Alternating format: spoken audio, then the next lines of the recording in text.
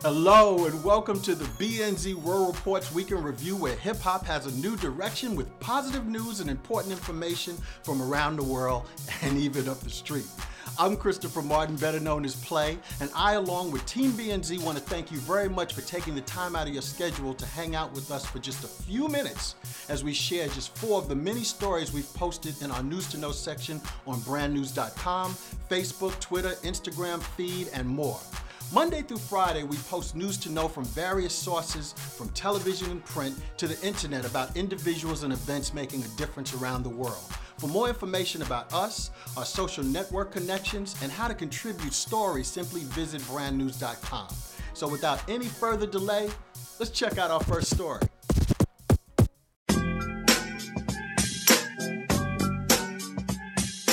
On March 16th, Team BNZ journalist Imani Person was invited by Brand News friend Maya Jackson to join her and many others to the Labor Love Gallery for cupcakes and conversations celebrating the release of Dr. Stephanie Helms Pickett's book, Later Never Came Until Now.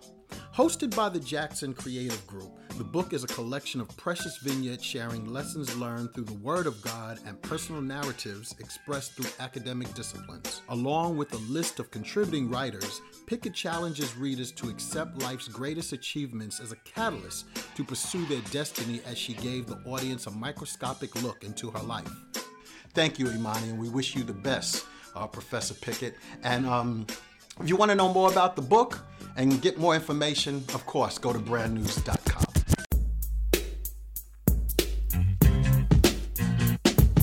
Now, our second story comes from the website Black and Married with Kids, and it's titled, How Much Grown Folk Business Should You Share with Your Children?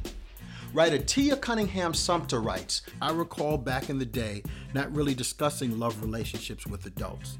I'm sure most of us have been told as children to stay out of grown folks' business. But today it seems more and more parents are involving their children in adult conversations and matters of the heart. The question becomes, how much is too much? Should we disclose our financial realities, the difficulties we're having with our mate, or any health challenges that will affect us long term? We never want to give our children a false representation of married or family life, having them think that relationships in life will be perfect and there won't be any challenging periods is setting them up for failure. Even with all of that being said, there needs to be a positive way to deliver information, especially when we're heated or frustrated. We have to be careful that we aren't sharing grown folks' business in a way that will impact them negatively. We must consider our motives when we decide to share certain details with our children. I really hope you'll go to the News to Know section at brandnews.com for the link to the entire article, because it's really insightful and probably will hit home. I know it came to mind and went into a few rooms. Right now, I want to take this opportunity to go to a Team BNZ report with our man, Jay Sweet. Yo, Jay, what's up? You must be on top of your A game, that you don't allow your extra activities to cause you to blow your college degree. Zachery Richardson. You can always finish the race, but it comes through great character, hard work, and determination. Never sit back and let people tell you what you cannot accomplish. Owner and director of the Character Center in Tallahassee, Florida, is passionate about seeing students succeed academically. A lot of times students think that college is about making great grades. It's about building relationships. Richardson teaches his students at an early age that good moral character, along with high academics, is the key to growth and stability in America. I drive my school bus. I am watching and talking to my parents, and I'm also monitoring the behaviors of my students. And so we came up with 3 little principles: academics, behavior, and character. And that's the foundation for growth for many of our kids. Although Richardson has helped students receive more than $4.5 million in scholarships, many would say they could never imagine his success, considering. When I was in 3rd grade, I decided to accept the fact that I'm ADHD, and it was because I stayed back. Although ADHD was a struggle, that wasn't the only condition that Richardson had to deal with. Dyslexia was kind of funny for me, and the reason being is that I always just right around, you know, with a kid, you always did symbols. So I would put an eye and then a heart, and I'll put dog.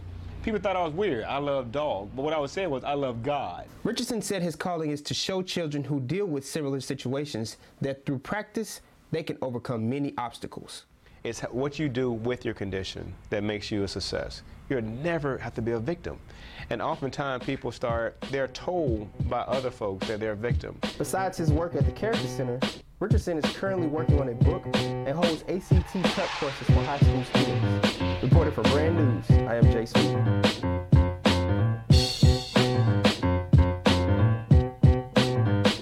Thanks, Jay, for an excellent story. And Zachery, what can I say? On behalf of many, thank you so very, very much. Now, this last but not least story in particular is more, I guess, of a commentary too, because it comes close to home for me. Being in the entertainment industry for over 20 years, I find myself in that place of an elder. And I must say that I'm still very thankful that when Kid and I meet a lot of these younger artists, we get so much love and respect. So much to the point where some of our recordings and movies are still referenced and reenacted in their music videos and music today. However, I still recognize the unfortunate climate of disrespect and sad lack of knowledge of true pioneers and what they achieved that paved the way for many, including Kid and I.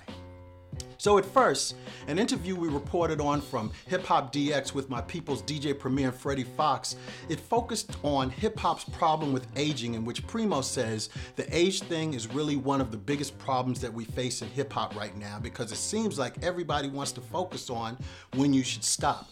And recently we reported an article from raprehab.com titled, "Why Doesn't Hip Hop Respect Its Elders?" Journalist Lauren Carter writes, most cultures hold their elders in high regard, and it's safe to say that mainstream rap in its current form is not one of them.